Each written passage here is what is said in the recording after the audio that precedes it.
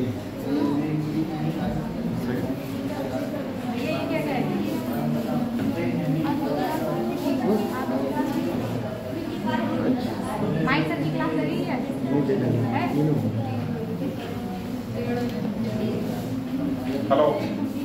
आवाज आ रही है बच्चा?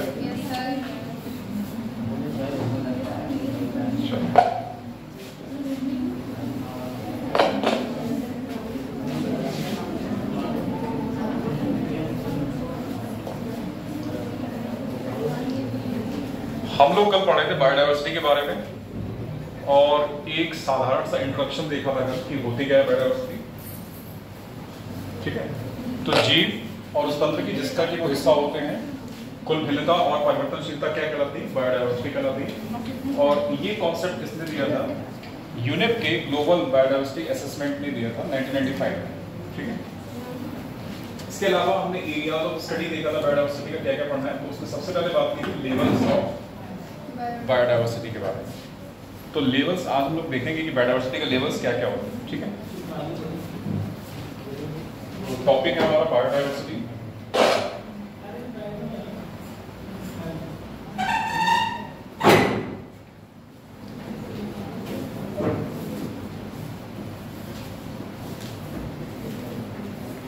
बायोडाइवर्सिटी, ठीक है। तो इसमें जो आज हम लोग पढ़ेंगे वो है लेवल्स ऑफ बायोडाइवर्सिटी।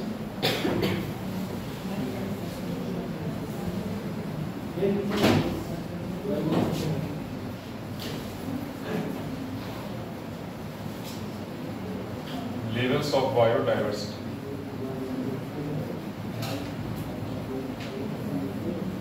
ठीक है, तो इसमें मुख्य रूप से 3 लेवल हैं: जेनेटिक डाइवर्सिटी, स्पीशीज डाइवर्सिटी और इकोसिस्टम डाइवर्सिटी। तो यहाँ पहला लेवल क्या हो जाएगा बेटा? Genetic diversity, genetic diversity. अगला क्या हो जाएगा? Species diversity.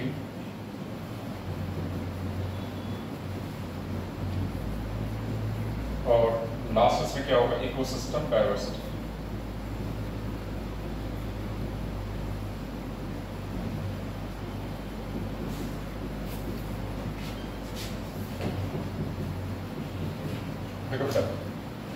जेनेटिक डाइवर्सिटी का यहाँ पे मतलब क्या होगा? केवल एक सिंगल स्पीशीज में पाई जाने वाली विविधता। ठीक है, वो क्या कहलाएगी? जेनेटिक डाइवर्सिटी कहलाएगी।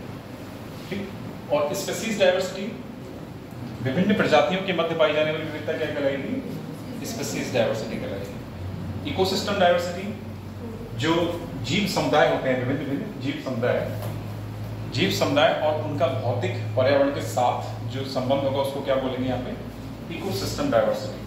ठीक है बेटा, ये क्या है? एक सिंगल स्पीशीज के लेवल पे, ये ग्रुप ऑफ स्पीशीज के लेवल पे हो गया और ये इकोसिस्टम के लेवल पे हो गया। मतलब इसका इस तरीके से मतलब। अब जरा यहाँ देखो, अगर हम जेनेटिक डाइवर्सिटी की बात करें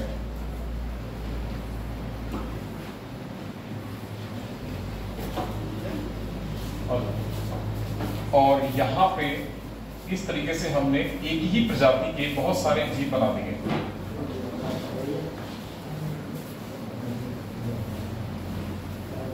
ये क्या बेटा? एक ही प्रजाति। जीरो क्या है यहाँ पे? ये डॉट क्या रिप्रेजेंट कर रहा है? Single species.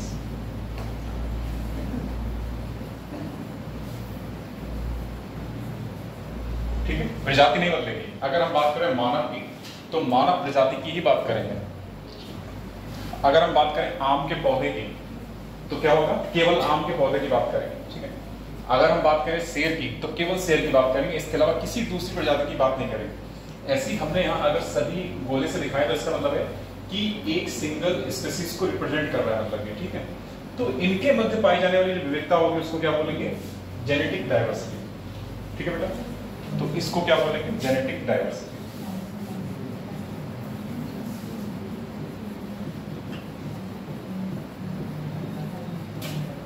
फॉर एग्जाम्पल, अगर हम मानव की बात करें, ये सिंगल स्पीशीज है और ये किसकी है? हमने मान लिया ह्यूमंस की। ह्यूमन मतलब होमो सेपियंस सेपियंस। ठीक है। तो इसमें कोई किसी के चेहरे का रंग साफ होगा, किसी के चेहरे का रंग थोड़ा सा सांवला होगा, और किसी के चेहरे का रंग जो है मध्यम वर्ग का होगा। ऐसे ही किसी की लंबाई क्या होगी, ज़्यादा होगी, किसी की लंबाई कम होगी थोड़ी, और कुछ नाटे करते होंगे, ठीक है। तो कहने का मतलब एक ही जाति में पाई जाने वाली विविधता को क्या कह रहे हैं हम लोग, जेनेटिक डायवर्सिटी। तो this is the genetic diversity, ठीक है। तो इसका एग्जांपल के तौर पे याद रखना है कि मानव में अगर हम बात करें तो उनके कद को लेके, कद कैसा हो सकता है, किसी का लंबा हो सकता है, किसी का जो औसत है उससे ज़्यादा लंबा, किसी का औसत से कुछ ज़्यादा छोटा हो गया, ठीक है।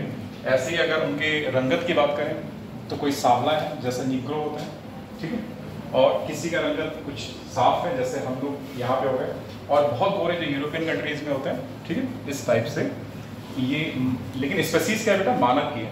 तो यहाँ पे विविधता पाई जा रही है, मानव में तो विविधता पाई जा रही है, तो यही क्या होगा, जेनेटिक डायवर्सिटी होगा, ठीक है। बात समझ में आ रही है? तो जरा इसको एक मिनट डायग्राम बनाओ, और जीरो क्या रिप्रेजेंट कर रहा है, सिंगल स्पेसीज, और जो कि किसकी है, ह्यूमन की। किसी की भी ले सकते हो, मैंने यहाँ फॉर एग्जाम्पल ह्यूमन की लिया है। ऐसे ही हम औरों में बात कर सकते हैं, आम के पौधे की बात कर सकते हैं, ठीक है।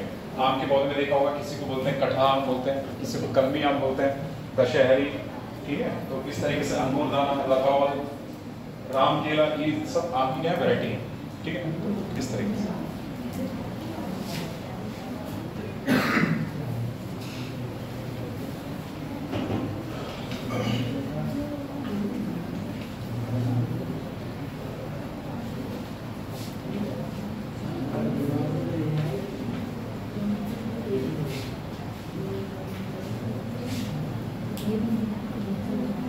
इसमें लिख लो, एक ही प्रजाति के मध्य, एक ही प्रजाति के मध्य, एक ही प्रजाति के जीवों के मध्य, ऐसा करें, एक ही प्रजाति के जीवों के मध्य, एक ही प्रजाति के जीवों के मध्य पाई जाने वाली विविधता, पाई जाने वाली विविधता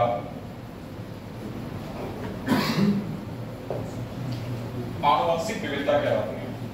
जेनेटिक डायवर्सिटी मतलब क्या होगा यहाँ पे, आनुवंशिक विविधता। इसको हिंदी में क्या लिखेंगे, आनुवंशिक, आनुवंशिक विविधता।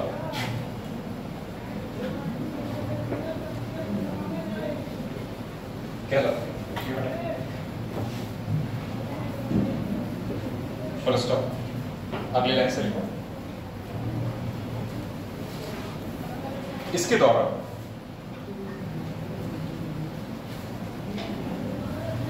जीव, इसके द्वारा जीव बदलते हुए परिवेश के साथ, परिवेश मतलब वातावरण, बदलते हुए परिवेश के साथ सामंजस्य स्थापित कर पाते हैं। इसके द्वारा जीव बदलते हुए परिवेश के साथ सामंजस्य स्थापित कर पाते हैं, सामंजस्य स्थापित कर पाते हैं, ठीक है बेटा। अगर आई नाउ स्पीशीज डाइवर्सिटी,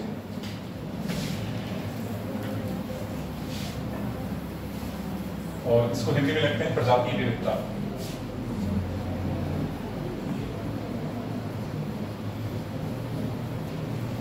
प्रजाति विविधता, ठीक है बेटा। अब चलो ऐसी डायग्राम से यहां पे समझने की कोशिश करो।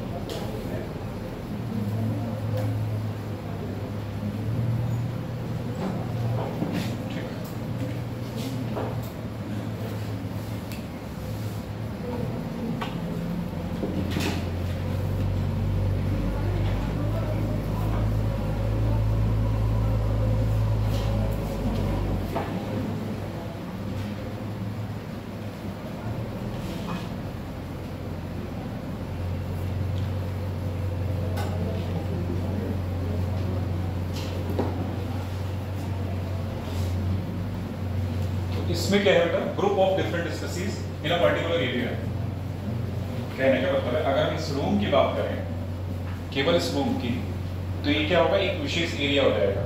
और इसमें अगर मानवों के साथ किसको लाके बैठा दिया जाए, गाय को, शेर को, संभव नहीं आ रहा है, और बकरी को, तो ये क्या कहलाएगी? प्रजाति विविधता कहलाएगी। ठीक है बेटा, तो ऐसे हमने दिखाया है कि ये जीरो क्या है? एक अलग स्पेसीज है, प्लस क्या है? एक अलग स्पेसीज है, माइनस क्या है? एक अलग स्पेसीज है, और जो मल्टीप्लिकेशन का साइन है ये अलग स्पेसीज है। तो इसको नाम दे दो स्पेसीज ए, स्पेसीज ए, और ये क्या हो जाएगा बेटा?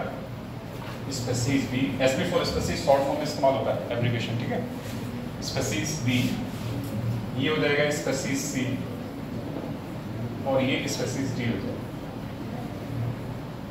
ठीक है, और यहां पे लिख दो कि स्पेसीज डाइवर्सिटी।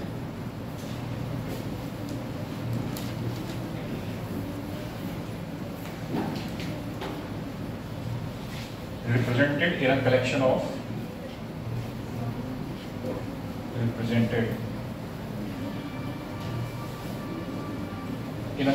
of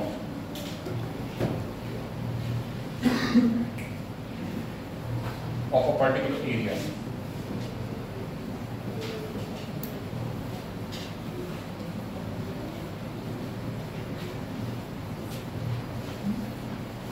ये स्पेसीज डाइवर्सिटी।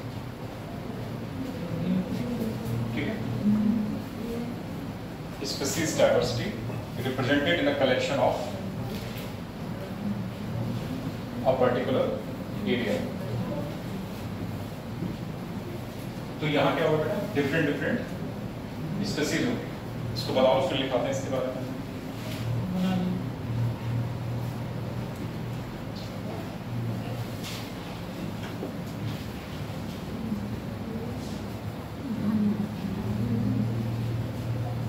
एक ही स्थान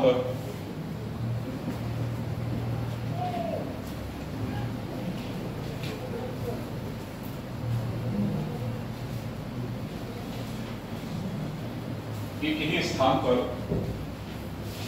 पाई जाने वाली विभिन्न प्रजातियों,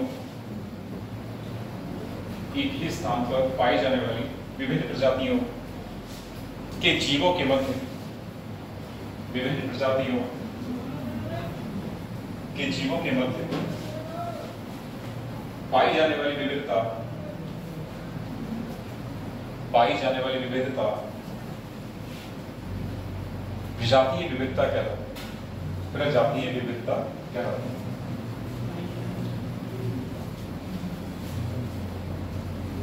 ठीक है बेटा, अगला है इकोसिस्टम डाइवर्सिटी मींस पारितंत्र विविधता।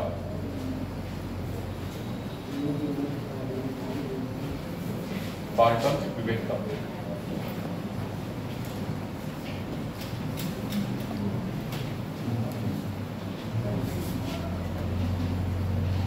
इसमें लिखो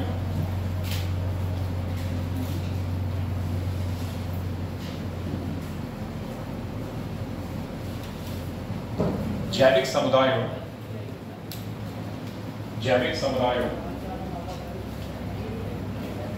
और उनके भौतिक पर्यावरण के मध्य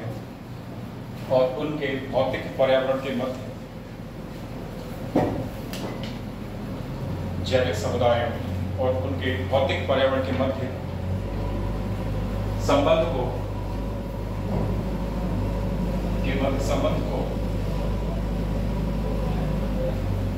पारितंत्र विविधता कहा जाता है। पारितंत्र विविधता कहा जाता है।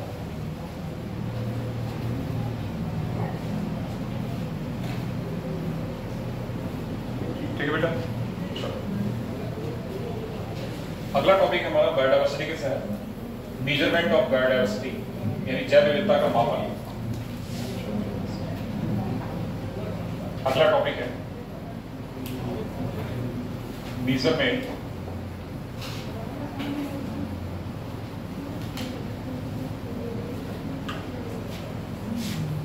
Of biodiversity.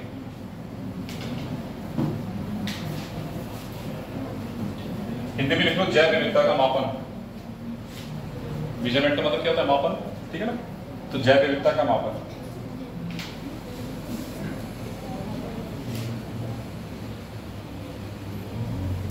तो जैव विविधता के मापन के लिए एक साइंटिस्ट थे विटेकर, आरएच विटेकर, ठीक है। इन्होंने क्या करा, 3 टर्म्स का इस्तेमाल किया, ठीक है, लिखना नहीं है, 3 टर्म्स का इस्तेमाल किया और उन्हें नाम दिया अल्फा, बीटा और गामा डायवर्सिटी। तो यहाँ एक साइंटिस्ट है बेटा, तो उनका नाम है आरएच विटेकर, आरएच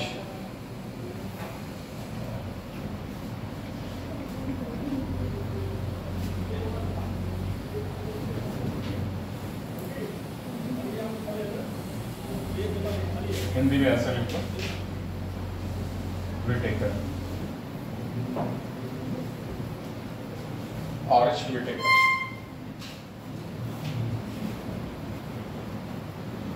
इन्होंने क्या करा, नाम दिया जैव विविधता के मापन के स्तर को निर्धारित किया और अल्फा डायवर्सिटी कहा,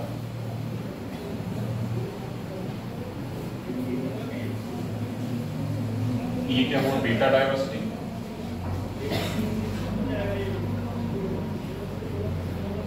और ये गामा डायवर्सिटी।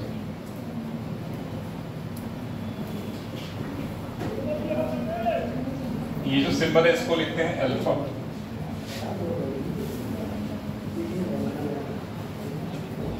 ये अल्फा है, ये बीटा है और ये बेटा गामा है, ठीक है। तो अल्फा डायवर्सिटी, बीटा डायवर्सिटी और गामा डायवर्सिटी।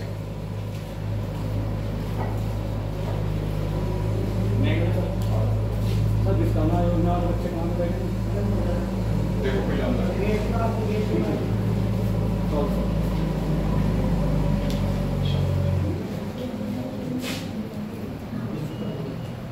ठीक है। तो इन्होंने 3 शब्द दिए, अल्फा डायवर्सिटी, बीटा डायवर्सिटी और गामा डायवर्सिटी। तो ये एक बार पूछा गया है कि जो अल्फा डायवर्सिटी, बीटा डायवर्सिटी और गामा डायवर्सिटी है, ये किसके द्वारा दिए गए शब्द हैं? तो ऑप्शन क्या लगाओगे? विटेकर, आरएच विटेकर, ठीक है बेटा। तो यहाँ पे देखो अल्फा डायवर्सिटी में क्या होता है, अगर हम एक कमरे की बात करें, केवल इसी एक कमरे की, तो इसी कमरे के मध्य पाई जाने वाली विविधता को क्या कहोगे? अल्फा डायवर्सिटी, ठीक है। अगर हम केवल एक कमरे की बात करें तो इसी कमरे में जो पाई जाने वाली विविधता है उसको क्या नाम दे दोगे? अल्फा डायवर्सिटी, ठीक। मतलब with in the particular area और इकोसिस्टम, मतलब एक पारितंत्र के साथ या एक क्षेत्र के साथ पाई जाने वाली विविधता को क्या कहोगे? Alpha diversity. बीटा डायवर्सिटी क्या होता है? ये होता है comparison of diversity between the ecosystems, ठीक है।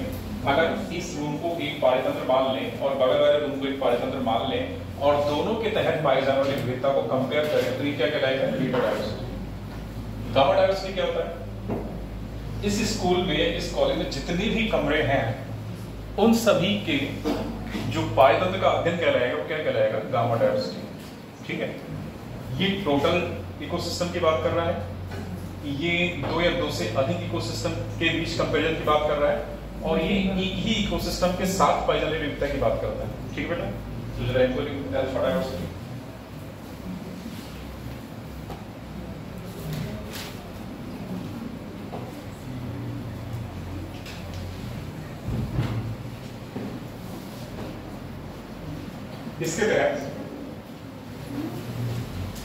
इसके तहत एक क्षेत्र, इसके तहत एक क्षेत्र या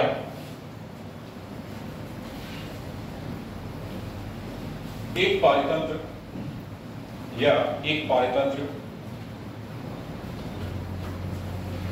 के तहत पाई जाने वाली विविधता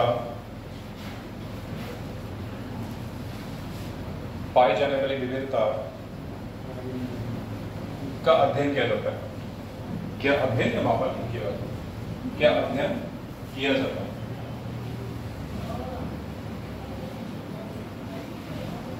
ठीक। अगला है बीटा डायवर्सिटी। बीटा डायवर्सिटी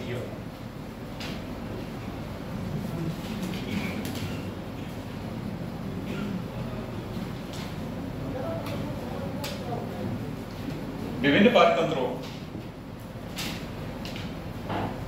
विभिन्न पारतंत्रों के मध्य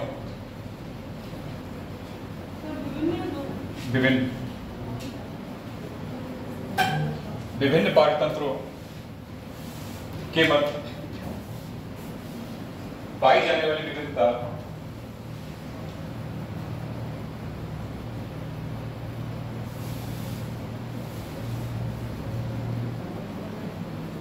विविधता के अध्ययन को या मापन को बीटा डायवर्सिटी कहा जाता है।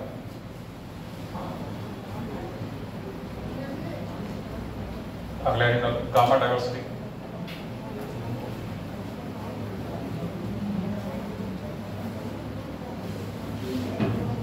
गामा डायवर्सिटी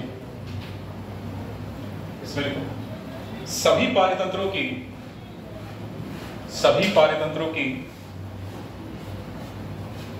जैव विविधता का मापन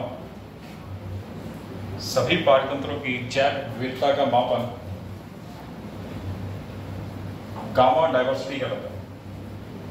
सभी पारतंत्रों की जैव विविधता का मापन गामा डायवर्सिटी कहलाता है।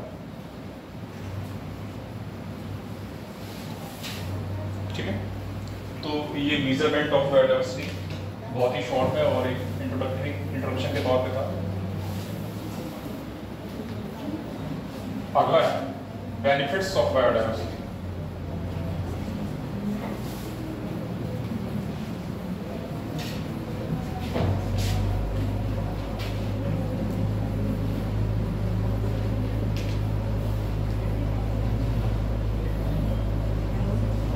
इसके फायदे क्या क्या होंगे, जरा मुझे फायदे बताओ। जैव विविधता के फायदे क्या क्या हैं? जैव विविधता के फायदे क्या क्या हैं?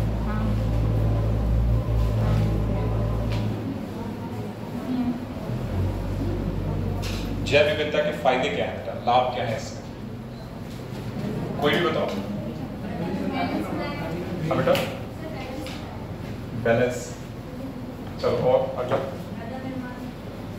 मृदा निर्माण। और कोई?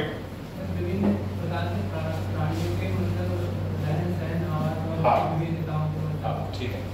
सबसे पहला फायदा इसके ये खाना हमें देता है, फूड प्रोवाइड्स फूड, खाना प्रदान करता है।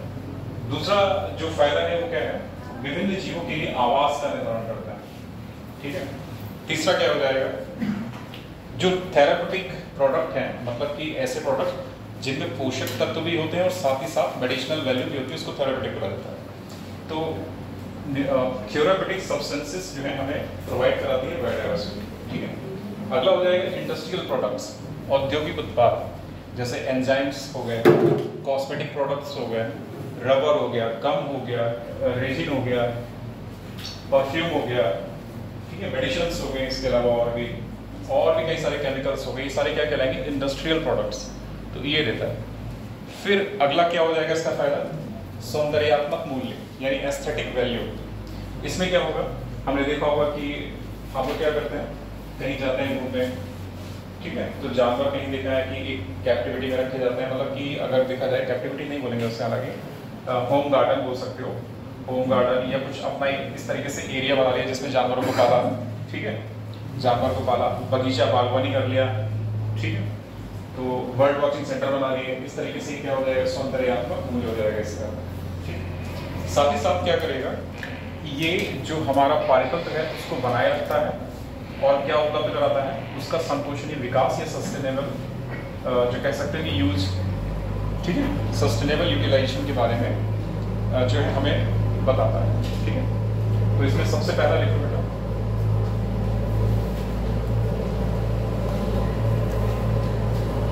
फायदे क्या क्या हैं इसके।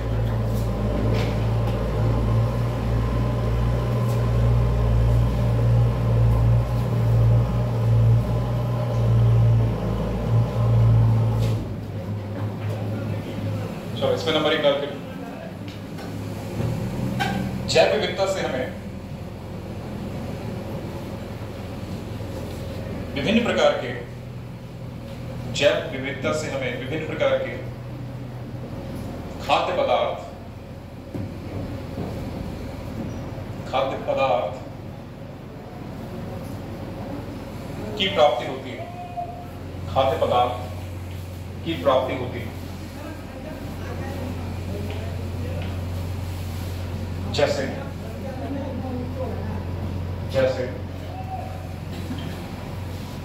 पशुपालन,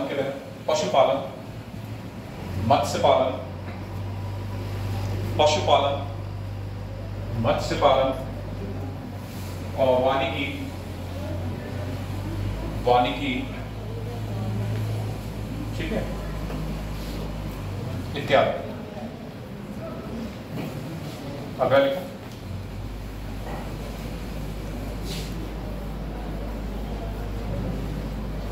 जैव विविधता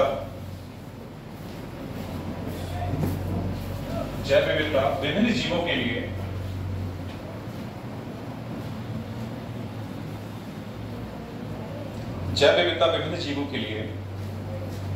आवास प्रदान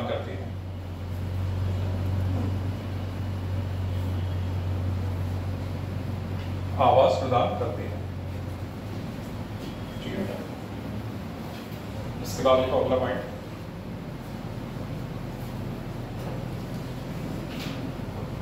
इसके द्वारा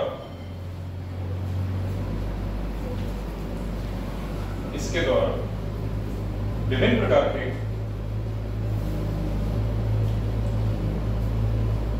औद्योगिक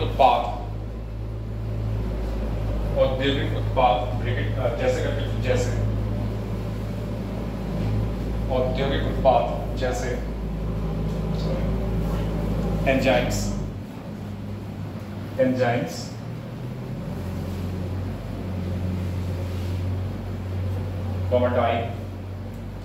डाई मतलब रंग,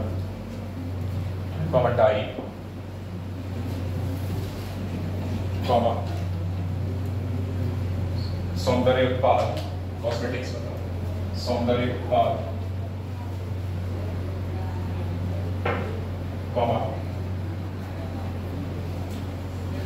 इत्र,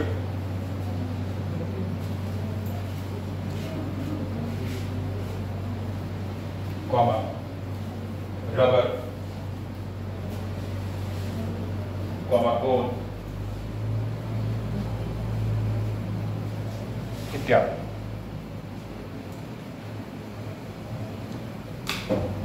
अगला पॉइंट, इसके माध्यम से हमें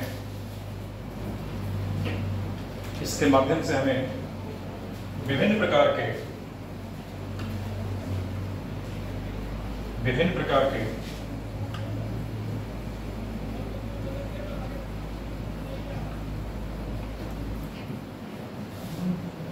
थेरापेटिक पदार्थ या उत्पाद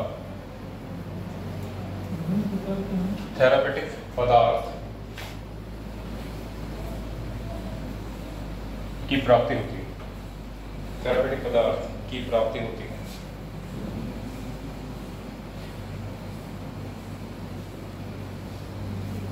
ठीक है। थेरापेटिक पदार्थ का मतलब ये होता है कोई भी ऐसा सब्सटेंस जिसमें क्या क्या हो सकता है, जिसमें औषधीय गुण हो,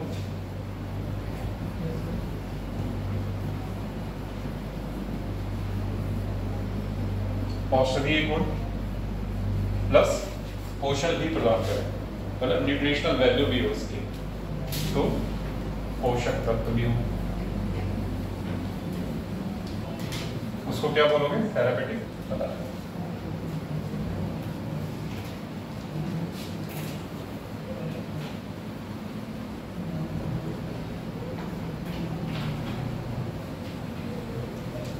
ठीक है बेटा, अगला पॉइंट है इसमें।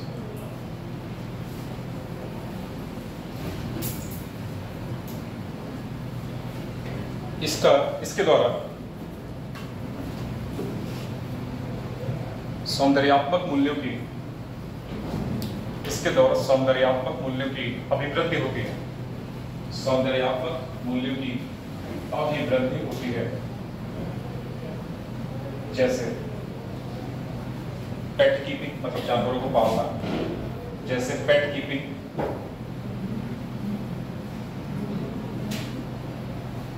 पेट कीपिंग मतलब जानवरों को पालना, बर्ड वॉचिंग पक्षियों को देखना, पेट कीपिंग जानवरों को पालना, बर्ड वॉचिंग पक्षियों को देखना, गार्डनिंग मतलब बागवानी करना इत्यादि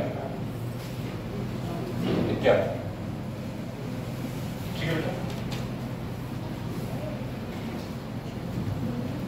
अगला पॉइंट देखो।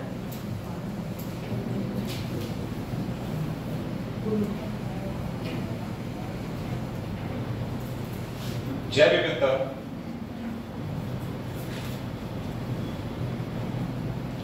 पारितंत्र को जैव विविधता पारितंत्र को बनाए रखने के लिए भी जैव विविधता पारितंत्र को बनाए रखने के लिए अति आवश्यक है, अति आवश्यक है।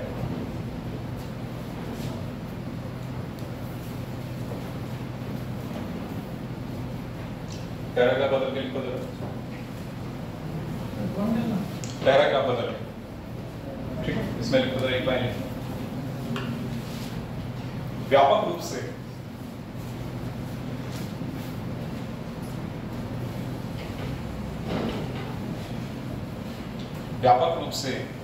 प्रकृति द्वारा प्रदान की गई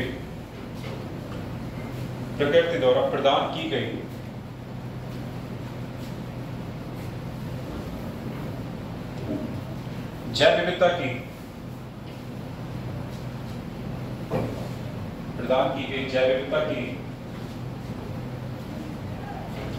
अनेक पारितंत्र सेवाओं में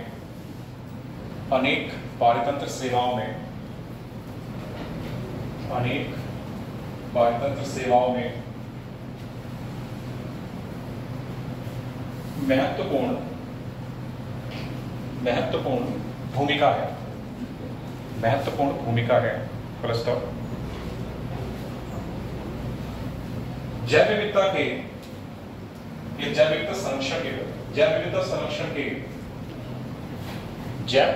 संरक्षण के नैतिक तर्क का संबंध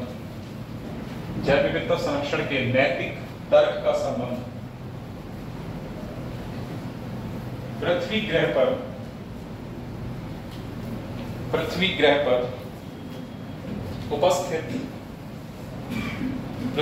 पर उपस्थित उन लाखों जंतु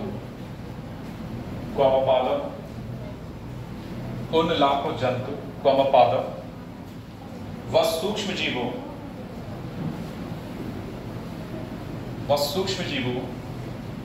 से है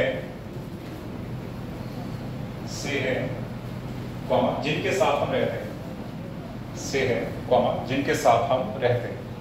फर्स्ट ऑफ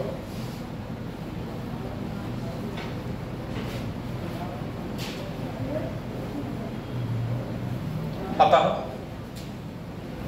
हमारी नैतिक जिम्मेदारी बनती है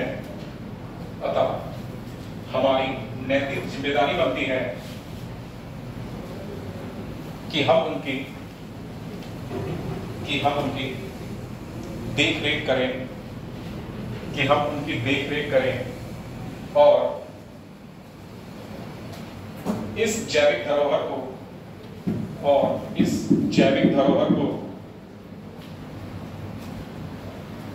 आने वाली पीढ़ी के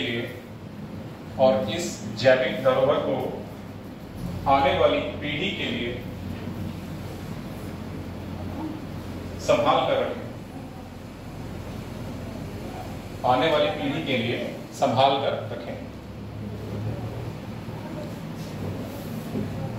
तो ये जो है बायोडायवर्सिटी के उपयोग के बारे में हो गया, या इंपॉर्टेंस, इसको इंपॉर्टेंस भी बोलेंगे, बायोडायवर्सिटी का महत्व भी हो गया। ठीक है, अब देखो जब बायोडायवर्सिटी को खतरे कहते हैं,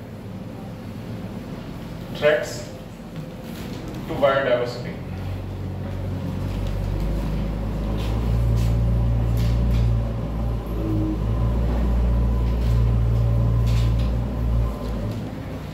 और हिंदी में लिख लेना जैव विविधता को खतरे, थ्रेट्स टू बायोडाइवर्सिटी, ब्रैकेट में लिखो जैव विविधता को खतरे,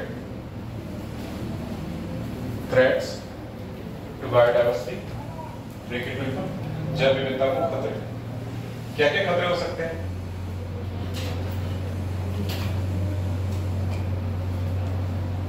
जो सबसे पहला कारण है जैव विविधता के नुकसान के लिए खतरे का लॉस ऑफ बायोडाइवर्सिटी, इसमें एक चीज और ऐड कर दो यहाँ पे, लॉस ऑफ बायोडाइवर्सिटी,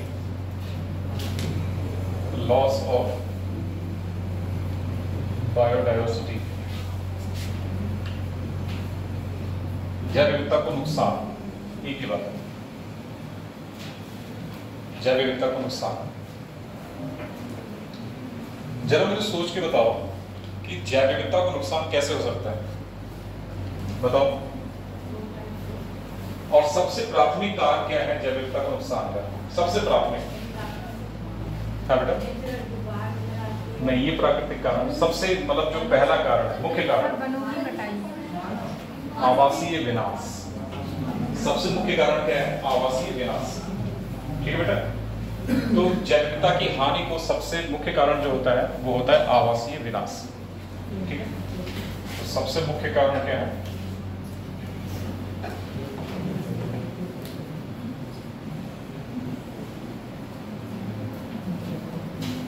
आवासीय विनाश। अगला क्या हो जाएगा? वनों की कटाई। एक दूसरे से अंतर संबंधित है दोनों। आवासीय विनाश का मतलब क्या हो गया? वनों की कटाई, लेकिन फिर भी अलग अलग लिखते हैं। वनों की कटाई मतलब डिफॉरेस्टेशन कहलाता है।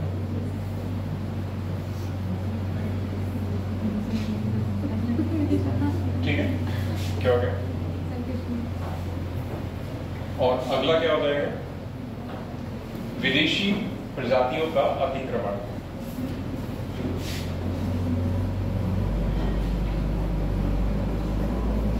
विदेशी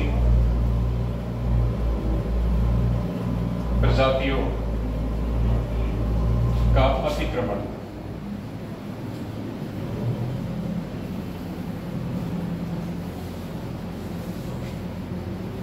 झूम कृषि, झूम कृषि या झूम खेती।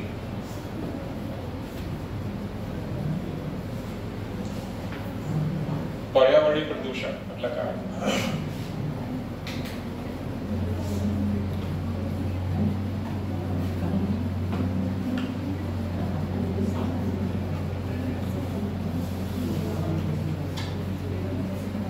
अगला क्या हो जाएगा? वैश्विक तापन। ठीक है बेटा,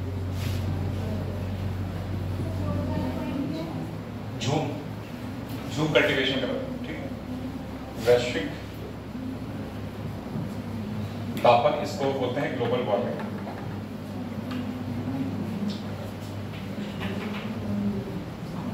फिर इसके बाद एक चीज और आ जाएगी, अति दोहन। अति दोहन, इसको इंग्लिश में लिखते हैं ओवर एक्सप्लॉयटेशन। ठीक है बेटा, फिर इसके बाद सह विलुप्ति।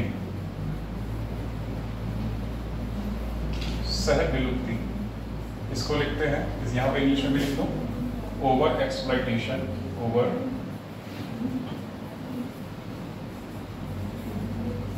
एक्सप्लॉयटेशन, और इसको लिखते हैं को एक्सटिंक्शन।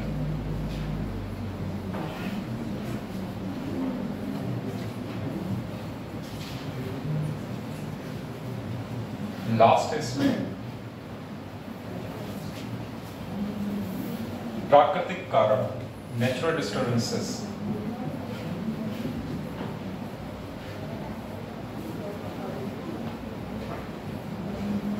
ठीक है बेटा, तो ये सभी कारक हैं जिनके द्वारा क्या होती है? जैव विविधता को हानि होती है, नुकसान होता है। ठीक है, जिनमें सबसे ज्यादा या सबसे प्राथमिक स्तर का कारक कौन सा होता है? आवासीय विनाश। तो सबसे प्राथमिक स्तर का कारक क्या हो जाएगा? आवासीय विनाश। इसको बोलते हैं हैबिटाट डिस्ट्रक्शन या फ्रेगमेंटेशन। ठीक है बेटा, तो आवासीय विनाश सबसे प्रमुख कारक हो जाएगा इसका।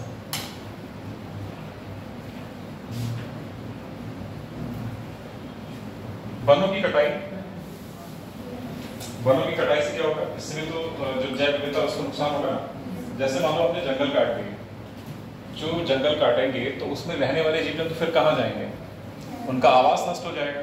ठीक है, उनका आवास नष्ट हो जाएगा तो कहाँ भागेंगे, मानवीय आबादी में भागेंगे। मानवीय आबादी में भागेंगे तो क्या होगा, मानव और जीवों के बीच संघर्ष होगा। ठीक है, तो इसमें मानवों को भी नुकसान होता है और क्या होता है, जो हमारे वाइल्ड एनिमल है उनको भी नुकसान होता है। विदेशी प्रजातियों का अतिक्रमण। ठीक, माना कि कोई जो जाति है, कोई प्रजाति हमारे यहाँ की क्या होती है, स्वदेशी है, और कोई प्रजाति बाहर से लाई गई जो कि क्या कहलाएगी, विदेशी। ठीक है, तो अगर विदेशी प्रजाति यहाँ पे लाई जाए और वो हमारी जो देसी यानी स्वदेशी प्रजातियां हैं उनको नष्ट करना शुरू करे या उनको नुकसान पहुंचाना शुरू करे, तो ये क्या कहलाएगा, विदेशी जातियों का या प्रजातियों का अतिक्रमण। फॉर एग्जाम्पल, अगर आपने देखा होगा, एक होता है यूकेलिप्टस का पेड़, जानते हो यूकेलिप्टस, है ना, ये विदेशी प्रजाति है। बेसिकली कहाँ की, ऑस्ट्रेलियन प्रजाति, ऑस्ट्रेलिया की है। यूकेलिप्टस कहाँ की प्रजाति है, ऑस्ट्रेलिया की। हम इसको कहाँ से लाए, ऑस्ट्रेलिया से। ठीक है, हम अपने यहाँ लेके आए। इसने क्या करा, जब आप देखोगे, गौर करोगे, तो जहां पे भी लिप्टिस का पौधा उगेगा, ठीक है, उगने के बाद जितने एरिया में इसकी पत्तियां गिरेंगी, पत्तियों में क्या होंगे, केमिकल्स होंगे। वो केमिकल्स कहाँ जाएंगे, मिट्टी में जाएंगे। मिट्टी में जाने के बाद क्या करेंगे वो केमिकल्स, वो फिर दूसरी प्रजातियों को उगने नहीं देंगे, मतलब दूसरे जो हमारे पौधे हैं उनको उगने नहीं देंगे।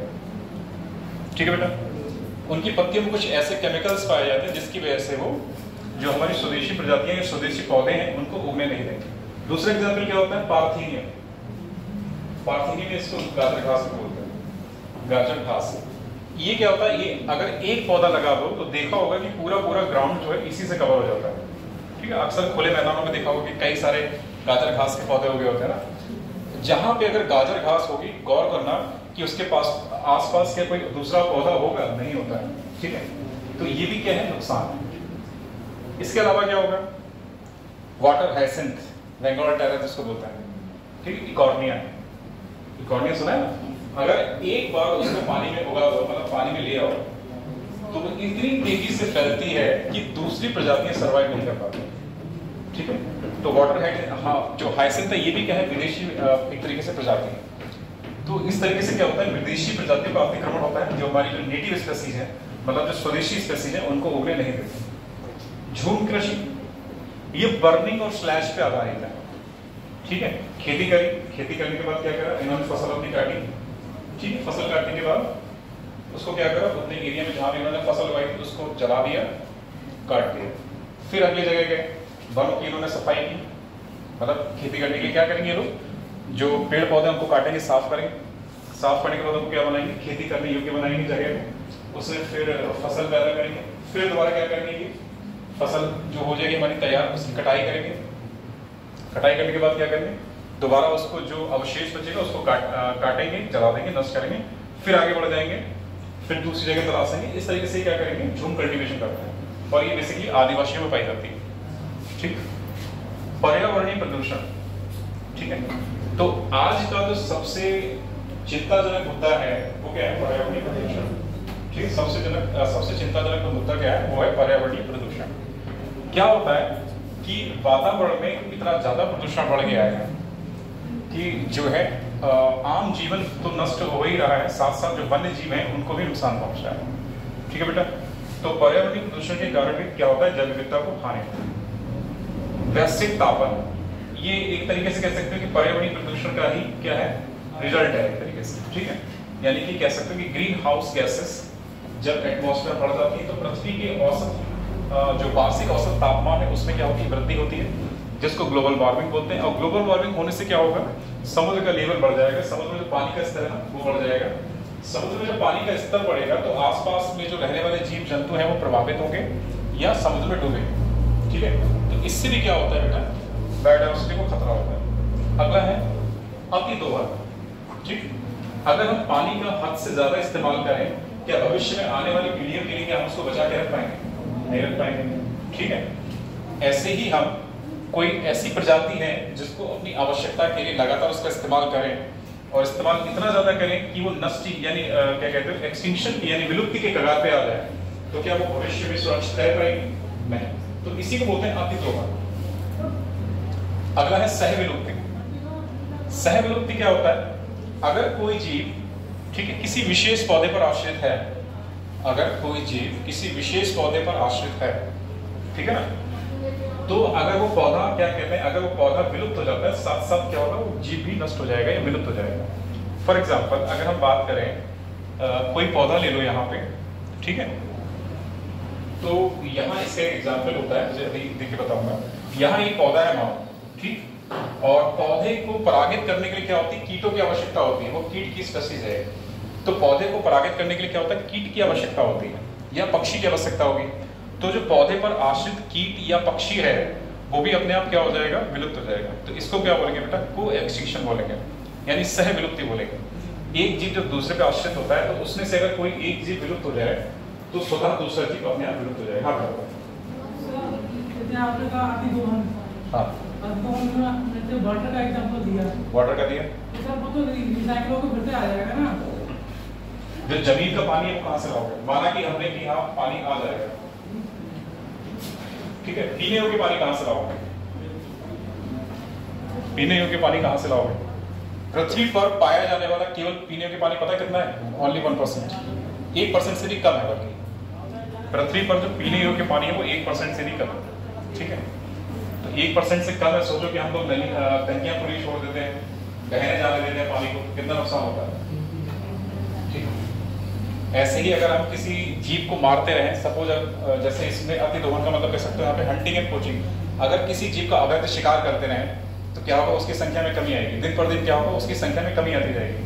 जब दिन पर दिन उसकी संख्या में कमी आएगी तो वो क्या होगा, विलुप्ति के कगार पर पहुंच जाएगा और आने वाली जो भविष्य की पीढ़ियां हैं उनके लिए सुरक्षित नहीं रह पाएगा। ठीक है बेटा, तो ये अतिदोहन के तहत है। और क्या सवाल? चलो, तो यहाँ पे एक एग्जाम्पल है, जरा उसको देख लो।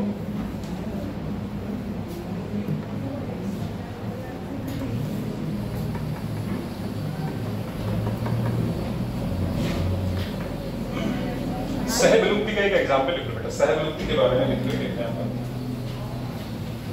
सहविलुप्ति के बारे में लिख लो थोड़ा सा। जब एक जाति विलुप्त होती है, जब एक जाति विलुप्त होती है तब उस पर आधारित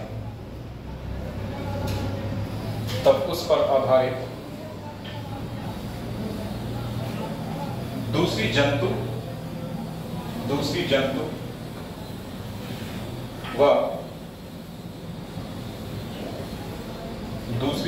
व पादप जातियां भी विलुप्त होने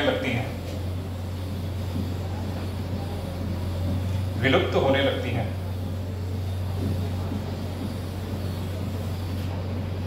इसका एग्जाम्पल लिखो।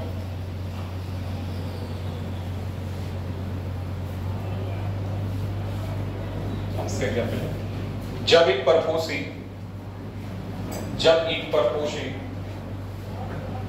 मत्स्य जाति, मत्स्य मतलब मछली, जब एक परपोषी मत्स्य जाति विलुप्त होती है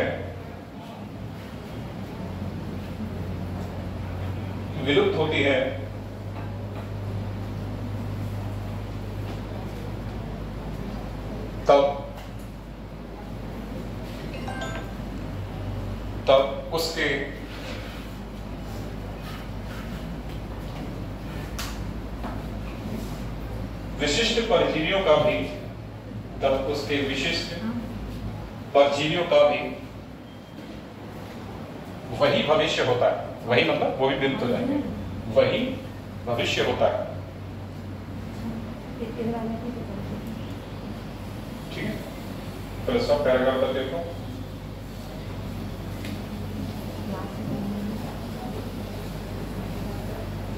सौपकारिता के तहत सहोपकारिता,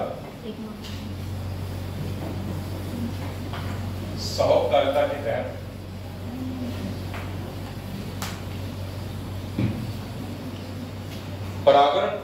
परागणकारी का विलोपन, परागणकारी यानी पॉलिनेटर जो कहलाएगा, परागणकारी का विलोपन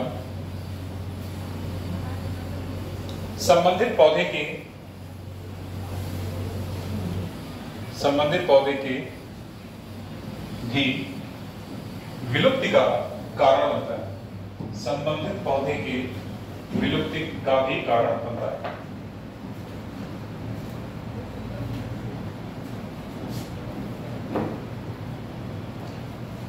नोट करके लिखो बेटा, इसको साइलेंट में लगाओ। विशाल अमेजन वर्षावन, विशाल अमेजन वर्षावन, जिससे विशाल होने के कारण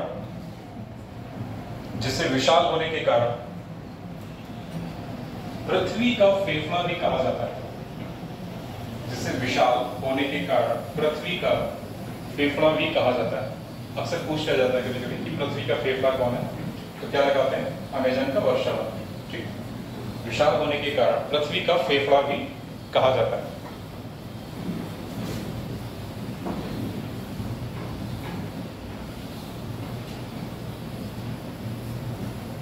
पैराग्राफ बदल के लिखो। सामान्यतः किसी क्षेत्र की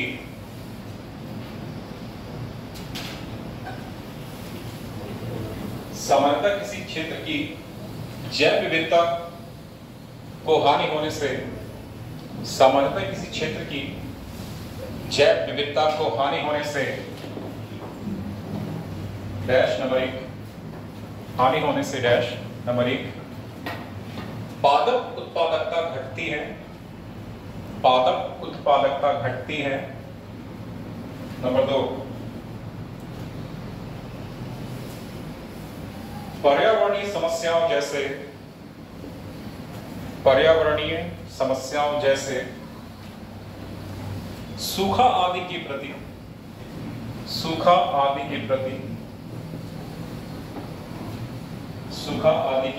प्रतिरोध में कमी आती है। सूखा आदि के प्रति प्रतिरोध में कमी आती है। नंबर 3 कुछ पारितंत्रों की प्रक्रियाओं जैसे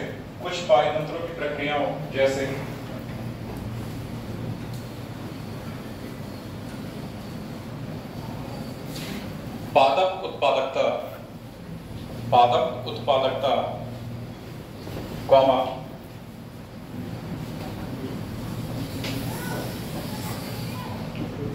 जल उपयोग,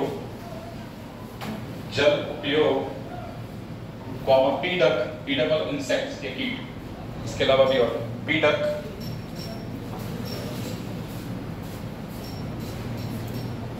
और रोग चक्रों की परिवर्तनशीलता बढ़ जाती है। रोग चक्रों की परिवर्तनशीलता बढ़ जाती है।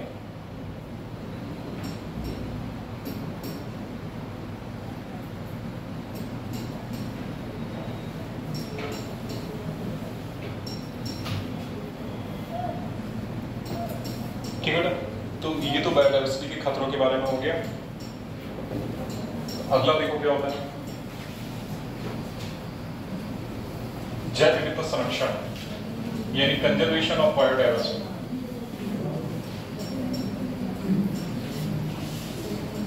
कंजर्वेशन ऑफ बायोडायवर्सिटी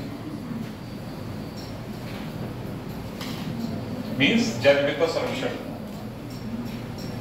हिंदी में लिखो जैव विविधता संरक्षण। जैव विविधता संरक्षण क्यों संरक्षित करेंगे? सबसे पहला सवाल यही है, बताओ। जैव विविधता को संरक्षित क्यों करें? जैव विविधता को संरक्षित क्यों करेंगे? सबसे पहला सवाल ये है। और इसी उपयोगिता के कारण सीधी सी बात क्या निकल के आएगी, इसकी उपयोगिता के कारण। ठीक है, उपयोगिता क्या होती है तो हमने पढ़ लिया। ठीक है, यानी कि जैव विविधता से इतने सारे फायदे हैं कि हमें उससे संरक्षित करना ही चाहिए, और अपने लिए नहीं, जो भविष्य की आने वाली पीढ़ी है उसके लिए भी संरक्षित करना चाहिए। तो यहाँ पे कंजर्वेशन का मतलब क्या होगा बेटा, जरा ये समझो। कंजर्वेशन का मतलब क्या होता है यहाँ पे, ये समझो। कंजर्व करने का मतलब हमें जरा बताओ, क्या किसी जाति को उठा के ऐसे ही संरक्षित कर देना कंजर्वेशन कहलाएगा? मतलब हमने कोई प्रजाति लिया है बाहर से, और माना कि हमने कोई पौधा लिया और वो पौधा जो है औषधीय गुण वाला है। ठीक है, वो पौधा लाके हमने अपने गार्डन में लगा दिया। ठीक है, और हम ये मान के चलें कि हम उसको संरक्षित कर लेंगे और साथ ही साथ उसका इस्तेमाल भी कर लेंगे, क्या ये संभव हो पाएगा? हम ये मान के चलें कि हम उस पौधे को संरक्षित करेंगे और साथ ही साथ उसका उपयोग भी करेंगे, क्या संभव हो पाएगा? क्यों नहीं हो पाएगा? वजह उसकी क्या है कि हमने तो उसको एक सीमित क्षेत्र में लगाया पहली बार, और संरक्षित करने के साथ साथ उसी पौधे का बार बार अगर उपयोग करेंगे, सेम पौधा, जब जाहिर सी बात हम सेम पौधे का बार बार उपयोग करेंगे तो वो पौधा क्या होगा, नष्ट हो जाएगा। ठीक है, तो कंजर्वेशन का मतलब ये नहीं होता है बिल्कुल भी कि कोई प्रजाति अगर जैसी है सीधे उसको लाके उठा के वैसे ही कंजर्व कर देना, तो ये कंजर्वेशन का मतलब नहीं होता। कंजर्वेशन का मतलब क्या होगा यहाँ पे, जरा देखो, वाइज, दो शब्द यहाँ पे इंपॉर्टेंट है, वाइज एंड सस्टेनेबल यूटिलाइजेशन।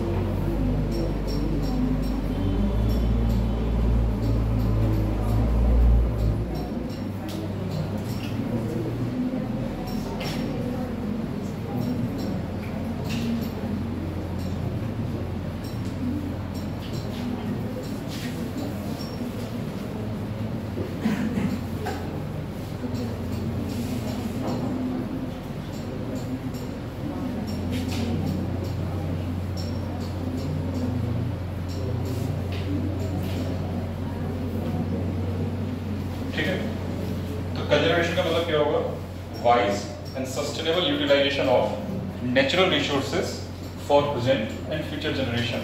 जरा इसको हिंदी में समझो। वर्तमान पीढ़ी के साथ साथ भविष्य की पीढ़ी के लिए भी जो हमारे प्राकृतिक संसाधन है उनका किस प्रकार से इस्तेमाल किया जाए, संपोषणीय तरीके से इस्तेमाल किया जाए और बुद्धिमत्ता पूर्वक इस्तेमाल किया जाए, वो क्या कहलाएगा, कंजर्वेशन कहलाएगा। तो वाइज मतलब बुद्धिमत्ता पूर्वक, सस्टेनेबल यूटिलाइजेशन मतलब सतत रूप से उसका इस्तेमाल करना या उसको उपयोग में लाना, किसके लिए, जो हमारी वर्तमान पीढ़ी है और साथ ही साथ भविष्य की पीढ़ी के लिए, वो क्या कहलाएगा, कंजर्वेशन कहलाएगा। ठीक है, तो कंजर्वेशन में दो बातें हैं, एक तो ये टर्म इंपॉर्टेंट है वाइज, दूसरा टर्म क्या है, सस्टेनेबल यूटिलाइजेशन। ठीक है बेटा, तो ये दो टर्म यहाँ पे आ रहे हैं। अगर हम जब भी कंजर्वेशन की बात करेंगे तो दो शब्द हमेशा याद रखते हैं, वाइज एंड सस्टेनेबल यूटिलाइजेशन। ठीक है, तो इसमें कीवर्ड हमारे क्या रहेंगे, वाइज एंड सस्टेनेबल यूटिलाइजेशन। किसका, प्राकृतिक संसाधनों का, किसके लिए, प्रेजेंट जनरेशन के लिए और फ्यूचर जनरेशन के लिए। क्लियर, लिखो।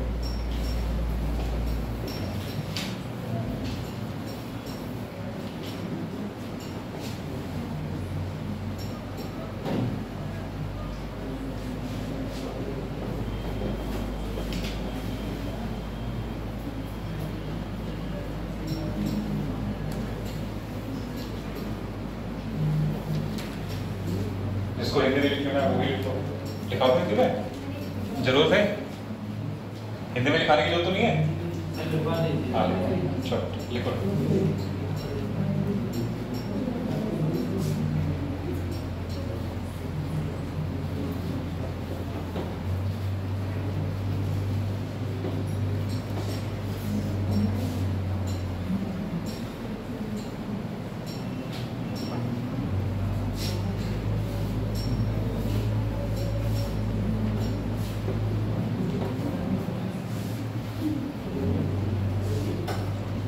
हिंदी वाले लिखो। वर्तमान पीढ़ी के साथ साथ भविष्य की पीढ़ी के लिए वर्तमान पीढ़ी के साथ साथ भविष्य की पीढ़ी के लिए प्राकृतिक संसाधनों का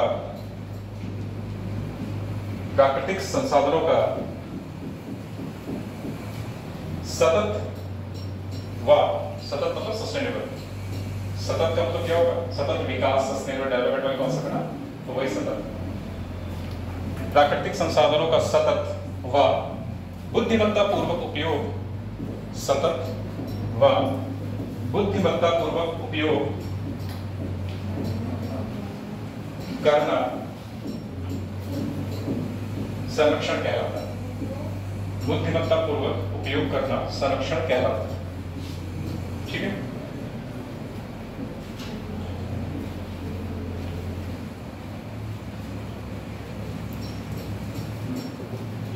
टाइप्स ऑफ कंजर्वेशन देखो बेटा यहाँ पे।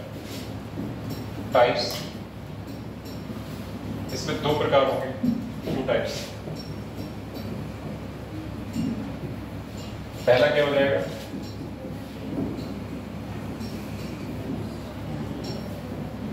इन सीटू कंजर्वेशन।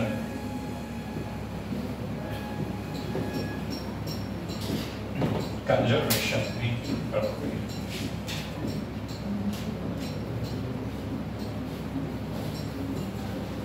हिंदी में लिखते हैं स्वस्थानीय संरक्षण।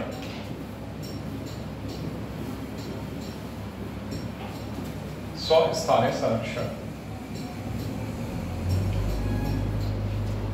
इसको बोलते हैं ex situ कंजर्वेशन।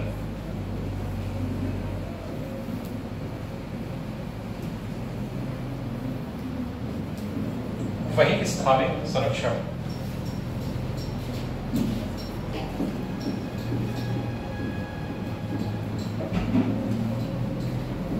इसको लिखते हैं वही स्थानिक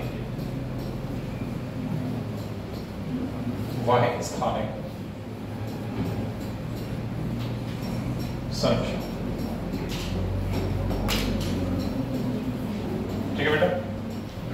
एक होता है इन सीटू और एक होता है एक्स सीटू। इन सीटू को हिंदी में क्या बोलेंगे? स्वस्थानीय संरक्षण। और एक्स सीटू को क्या बोलेंगे? वाह्य स्थानीय संरक्षण। ठीक। तो ये 2 प्रकार का होता है संरक्षण, इन सीटू और एक्स सीटू।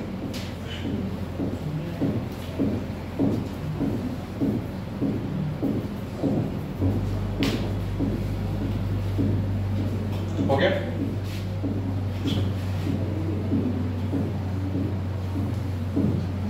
तो इसमें नंबरिंग करके लिखो। पहले से एक ग्राफ बना लो, एक टेबल बना लो कंजर्वेशन की। Conservation of biodiversity.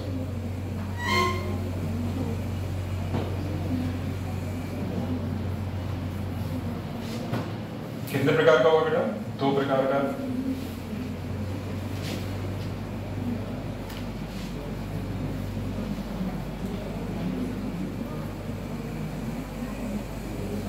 To types. पहला क्या है? In situ.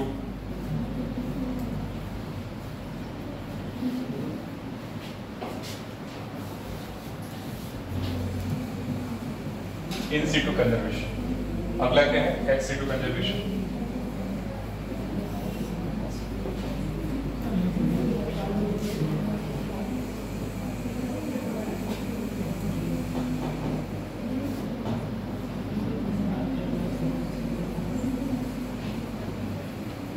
देखो बेटा, इन सीटू का मतलब क्या होता है?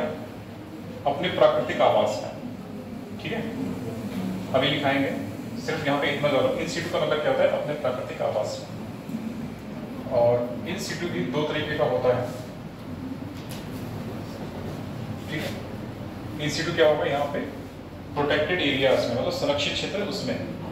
तो यहाँ पे जो होगा, पहला क्या लिख दोगे? यहाँ पे 1 मिनट ऐसे लिख दो इसको। 1 मिनट हो गया। संरक्षित क्षेत्र यानी कि प्रोटेक्टेड एरियाज। प्रोटेक्टेड एरियाज ये कितने प्रकार के होंगे? 2 प्रकार के होंगे।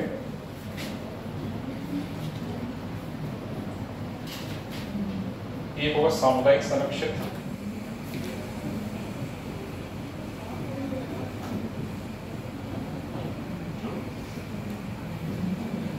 और दूसरा है सरकार द्वारा, मतलब government protected, government protected.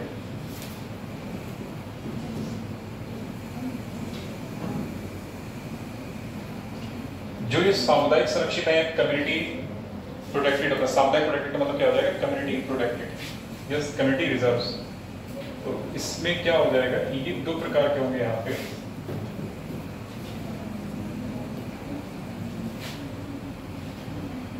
sacred groves, sacred groves and sacred lakes।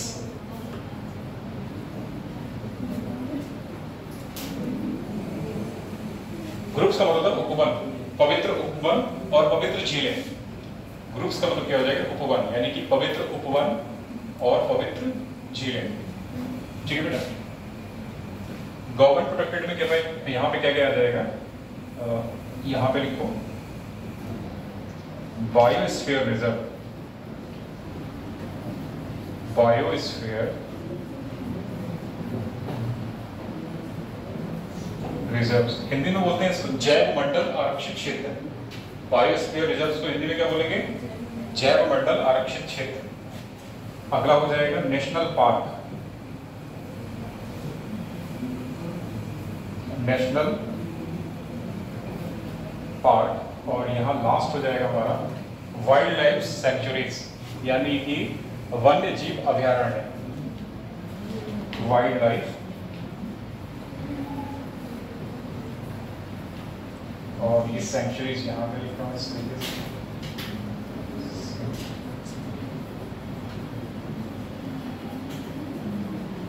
Wild life sanctuaries. ठीक है बेटा। एक तरफ लिख रहा हूँ इंस्टीट्यूट वाला, इंस्टीट्यूट में क्या आएंगे, प्रोटेक्टेड एरियाज आएंगे, मतलब सुरक्षित क्षेत्र आएंगे। उनमें दो तरीके के सुरक्षित क्षेत्र आएंगे, कौन कौन से, कम्युनिटी रिजर्व्स और गवर्नमेंट प्रोटेक्टेड। तो कम्युनिटी या सामुदायिक सुरक्षित में क्या क्या आ जाएगा, सेक्रेड ग्रुप्स मतलब पवित्र उपवन और पवित्र झीलें। ठीक है बेटा। गवर्नमेंट प्रोटेक्टेड जो होंगे उसमें क्या आएगा, बायोस्फीयर रिजर्व्स, जैव मंडल आरक्षित क्षेत्र, नेशनल पार्क्स राष्ट्रीय उद्यान बोलेंगे इसको, और वाइल्ड लाइफ सेंचुरीज मतलब वन्य जीव अभयारण्य। इसको हिंदी लिखना है तो हिंदी में लिखो साथ में।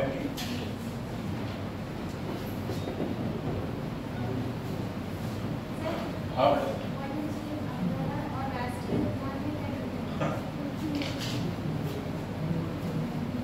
एक राष्ट्रीय उद्यान में एक या दो से अधिक वाइल्ड लाइफ सेंचुरीज हो सकती हैं। पहली बात तो ये हो गया, ठीक है, एरिया के हिसाब से। एरिया क्या होता है, नेशनल पार्क का एरिया ज्यादा होता है, वाइल्ड लाइफ सेंचुरी का एरिया क्या होगा, छोटा होता है। दूसरा प्रोटेक्शन का जो लेवल होता है, यानी कंजर्वेशन का जो लेवल होगा उसके हिसाब से भी होता है। ठीक है, कि संरक्षण किस प्रकार से है या उनको मानवीय गतिविधियां कहाँ तक दी जानी चाहिए, तो इस प्रकार से भी होता है। ठीक है, अभी इसको देखेंगे हम लोग, अभी इसको कल इसी को पढ़ेंगे। ठीक है, थोड़ा सा इसके बारे में जानते हैं, बस केवल आज लिखोगे कितना क्या होगा।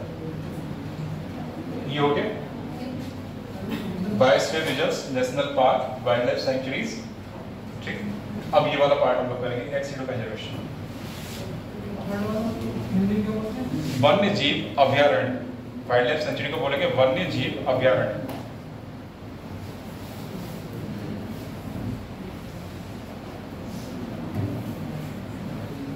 देखो एक्स सिटो कंजर्वेशन में क्या क्या आता है, तो इसमें पहली कैटेगरी में क्या लिखोगे, जो पहली कैटेगरी होगी उसमें क्या क्या लिख दोगे, होम गार्डन्स, होम गार्डन्स। जो घरेलू बगीचे होते हैं वो क्या होते हैं, एक्स सिटो में आएंगे। और सेक्रेड प्लांट्स,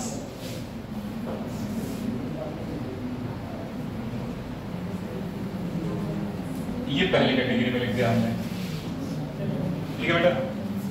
होम गार्डन्स मतलब जो हमारे घर में जो बगीचे होते हैं, और पवित्र जो प्लांट है, तुलसी के पौधे या फिर और पौधा लगा दिया, सेकंड प्लांट्स को लेते हैं। हाँ बोलो।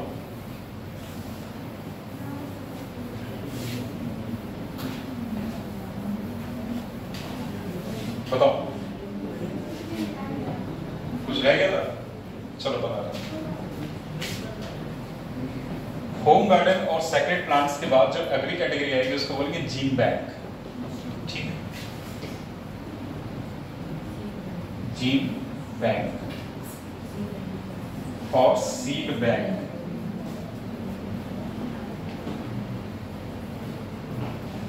और अगला क्या आएगा, क्रायो प्रिजर्वेशन। क्रायो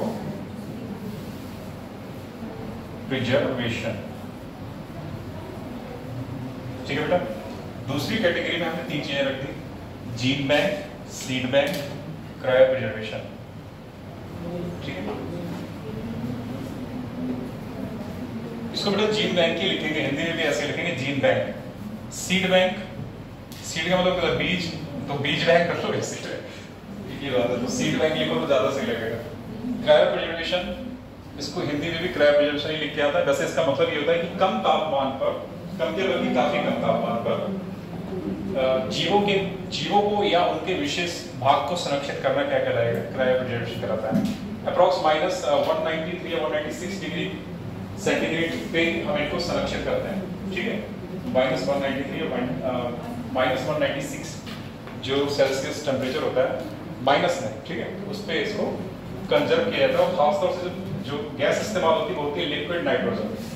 तो यहाँ पर जो गैस इस्तेमाल हो रही है क्रायो प्रिजर्वेशन में क्या हो रही है, लिक्विड नाइट्रोजन। ये 2-3 बातें याद रखें। इसमें अगला जो है कैटेगरी है वो देखो, 2 नंबर हो गया। अब तीसरे वाले में देखो, इसी में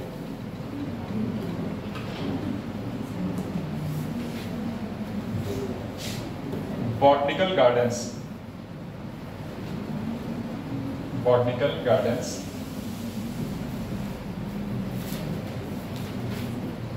जूलॉजिकल पार्क,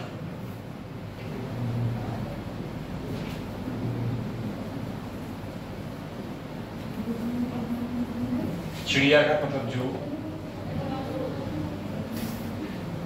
ठीक है। तो ETC कर रहे हैं, ठीक है बेटा।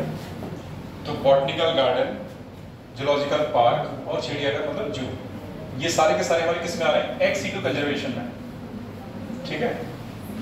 ये आ रहा है, बताओ शेयर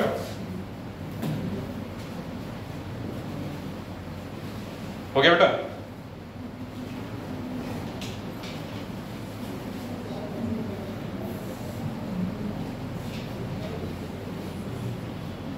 इतना हो गया, आगे बढ़े। अच्छा,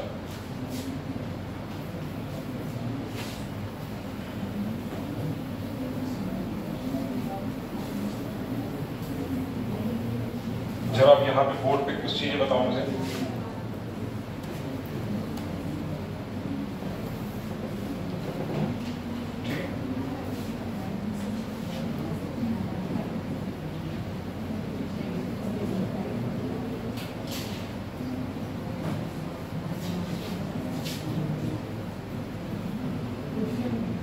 इन सीटू कंजर्वेशन का मतलब क्या होगा, पहले तो ये बताओ।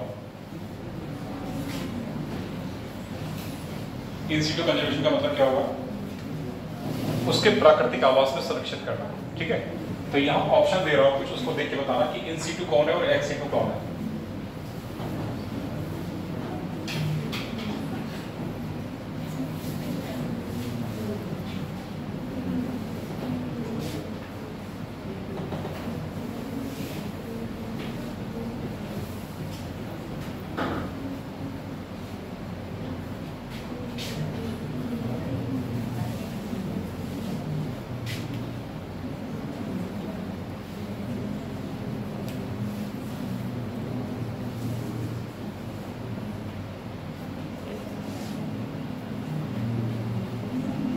इसमें क्या बताना है, इन सीटू। इन सीटू वाला बताओ कौन सा, सेक्युलेट ग्रुप्स, ये इन सीटू, ठीक है। और इसी तरीके से अगर हम यहाँ पे एक्स सीटू की बात करें तो एक्स सीटू क्या हो जाएगा, इसको छोड़ के ये सारे क्या हो जाएंगे, एक्स सीटू, ठीक है।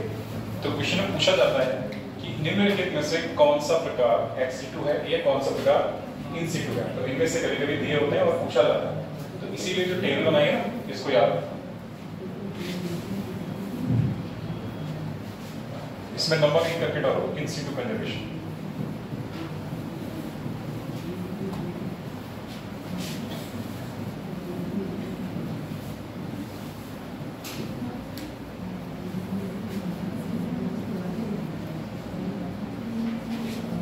और इसमें लिख लो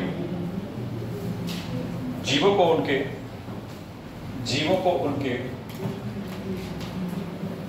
प्राकृतिक पर्यावास, जीवों को उनके प्राकृतिक पर्यावास, जीवों को उनके प्राकृतिक पर्यावास में संरक्षित करना,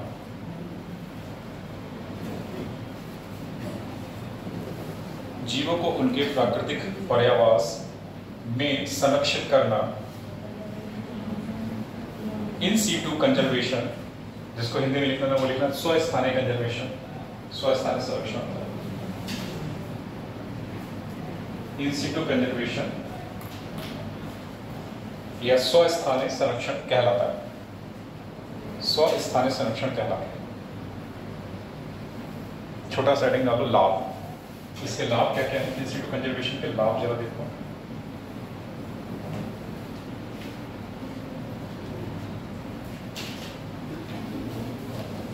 इसमें नंबर एक करके लिखो, यह जीवों को संरक्षित करने का एक सुविधाजनक तरीका है, यह जीवों को संरक्षित करने का एक सुविधाजनक तरीका है। यह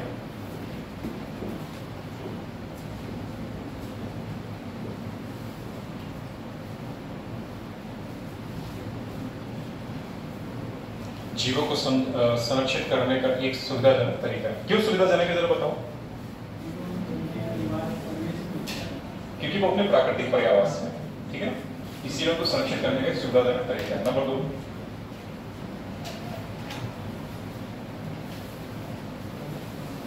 यह जीवों को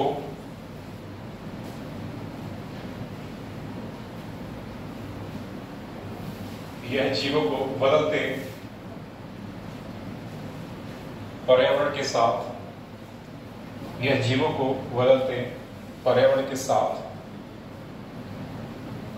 सामंजस्य बिठाने में मदद करता है। यह जीवों को बदलते पर्यावरण के साथ सामंजस्य बिठाने में मदद करता है, बैठाने में मदद करता है। हाँ, इसका एक ही नुकसान है, डीमेरिट। डीमेरिट, हाँ बिल्कुल, ठीक है।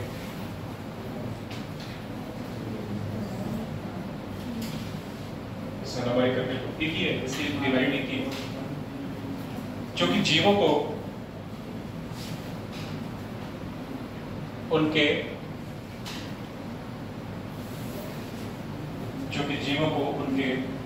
प्राकृतिक पर्यावास में,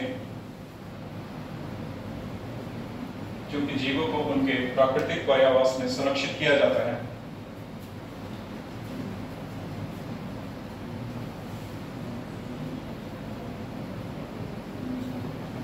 इसी कारण इसमें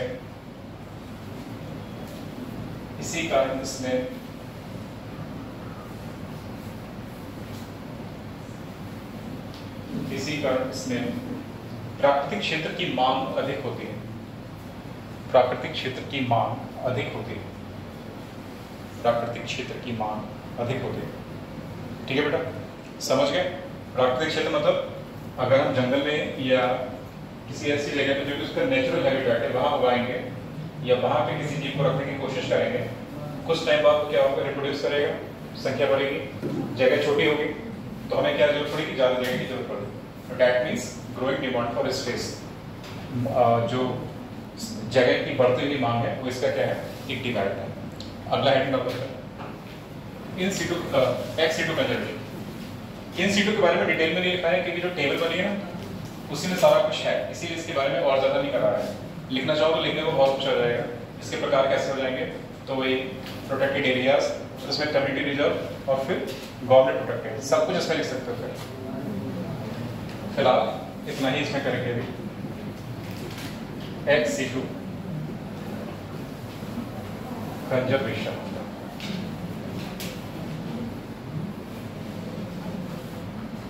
इसमें लिखो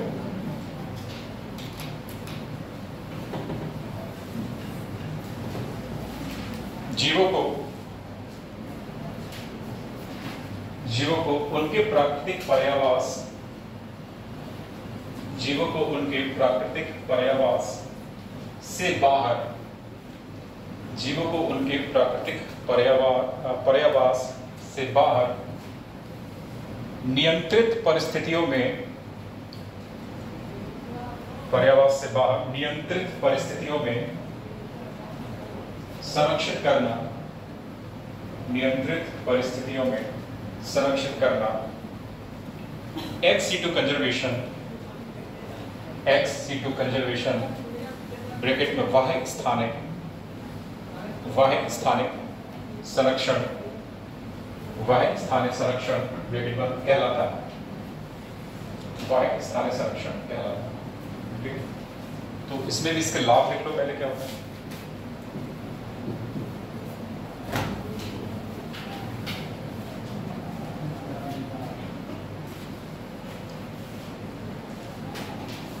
नंबर 1, इसमें आनुवंशिक तकनीकों का यानी जेनेटिक टेक्निक्स इसमें आनुवंशिक तकनीकों का इस्तेमाल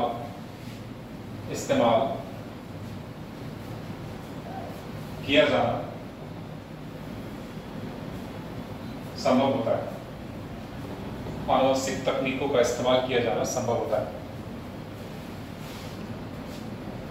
ठीक है, जरा इसको समझो। अगर कोई पौधा, ठीक है, हम उसको लैब में ले आए, लैब में ले आने के बाद क्या करते हैं, उसको देखते हैं उसको कैसे ग्रो करता है, क्या उसको चीजें चाहिए होती है पोषण के लिए, किस तरीके से हम उस पर रिसर्च कर सकते हैं। तो ये क्या होती है बेटा, अंडर कंट्रोल कंडीशंस, मतलब नियंत्रित परिस्थितियों के तहत हम उसको उगा, और साथ ही साथ उसमें जेनेटिक टेक्निक्स भी इस्तेमाल कर सकते हैं। ठीक है, जेनेटिक टेक्निक्स मतलब उसमें से कोई भी सेगमेंट लेके हम वहाँ से उसके जो पौधा है ना उसका कोई भाग लेके वहाँ से डीएनए को निकालने के बाद क्या करेंगे, उसको एनालाइज कर सकते हैं कि इसमें कौन सा जीन है, क्या है क्या नहीं। तो इस तरीके से उसमें जेनेटिक टेक्निक्स को हम इस्तेमाल कर सकते हैं। ठीक है, तो इसका दूसरा लाभ लिख लो।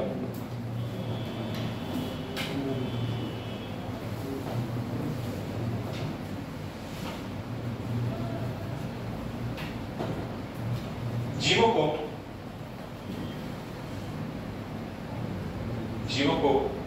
पुनः उनके प्राकृतिक पर्यावास में स्थानांतरित किया जा सकता है। ठीक है, जीवों को उनके प्राकृतिक पर्यावास में पुनः स्थानांतरित किया जा सकता है। हानि लिख लो या डिमेरिट जो भी बोलोगे। हानि क्या क्या है?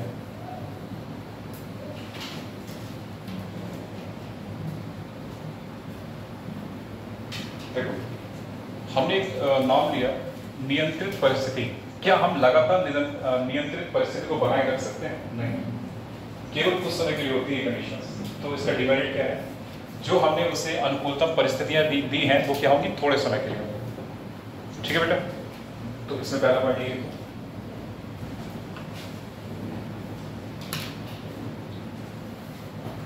अनुकूल परिस्थितियों को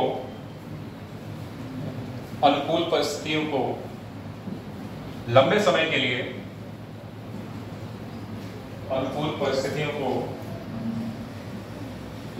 के लिए बनाए रखना संभव नहीं होता। अनुकूल परिस्थितियों को लंबे समय के लिए बनाए रखना संभव नहीं होता।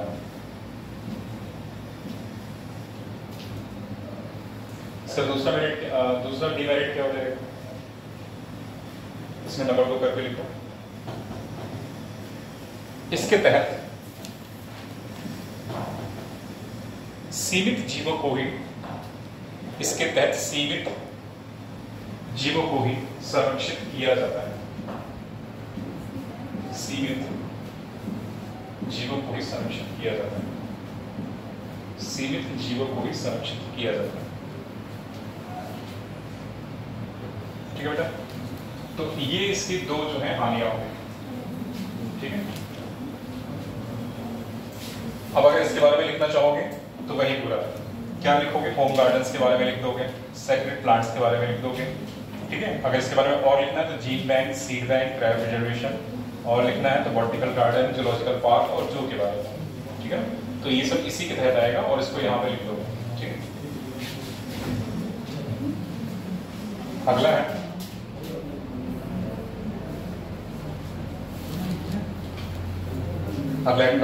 जैव विविधता को संरक्षित करने के लिए उठाए गए कदम। हाँ, जैव विविधता को संरक्षित करने के लिए उठाए गए कदम। जैव विविधता को संरक्षित करने के लिए उठाए गए कदम। इसमें नंबर ए पॉइंट लिखो, नंबर ए करके लिखना, और इसमें लिखना राष्ट्रीय स्तर पर।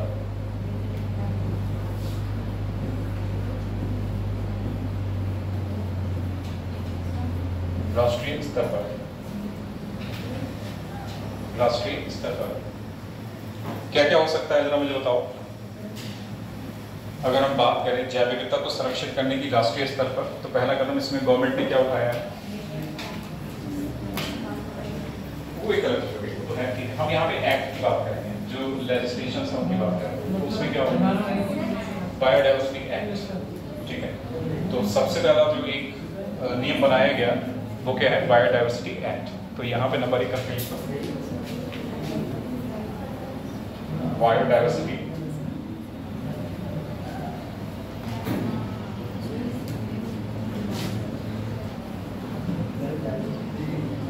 और ये 2002 में लाया गया था, ठीक है बेटा। हाँ, बायोडाइवर्सिटी एक्ट, और ये कब लाया गया, 2002। इसके बारे में 2-3 बातें हैं, वो देखेंगे। सबसे पहले जो ये कानून है, इसको पहले जाहिर सी बात है, कानून बनने से पहले क्या होता है, विधेयक होता है। कानून तभी बनेगा जब राष्ट्रपति उस पर अपना साइन करेगा या सहमति देगा, ठीक है।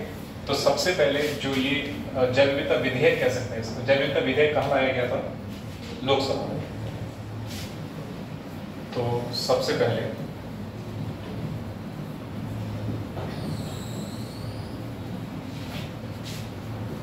जैव विविधता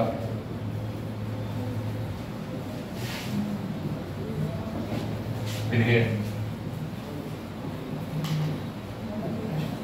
कहाँ लाया गया था, लोकसभा में।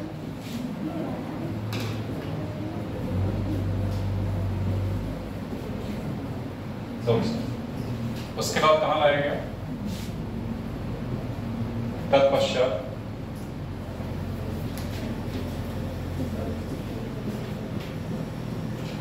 ड्रग्स,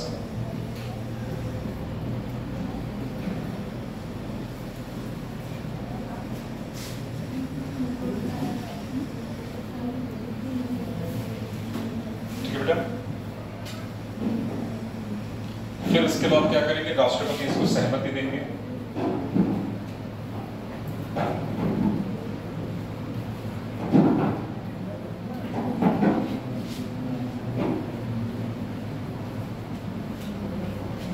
दिसंबर 2002 में, ठीक है। और ये एक्ट बन गया हमारा, क्या बन गया, बायोडाइवर्सिटी एक्ट 2002, ठीक है। तो ये याद रखना। इसमें एक बार ये क्वेश्चन पूछा गया था कि जो जैव विविधता संरक्षण विधेयक है, ये सबसे पहले कहाँ लाया गया था, लोकसभा में, राज्यसभा में। तो इसीलिए मैंने इसको यहाँ पे बताया है कि सबसे पहले ये कहाँ लाया गया था बेटा, लोकसभा में, ठीक है। इसीलिए थोड़ा सा बताने का इसका मेरा मकसद ये, ठीक है। इसको ऐसे लिखो,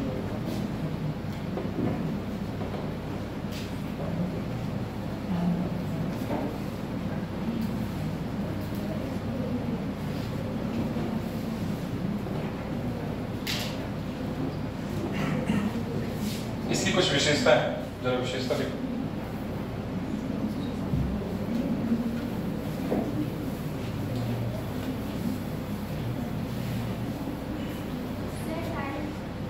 हो गया, कहाँ है टाइम, अरे इसमें आ रहा है, तुम्हें दिख रहा है, मुझे तो नहीं दिख रहा, मैं तो उसके बैक साइड हूँ। कितना हो गया वैसे, 10 सवाल बंद करो इसे।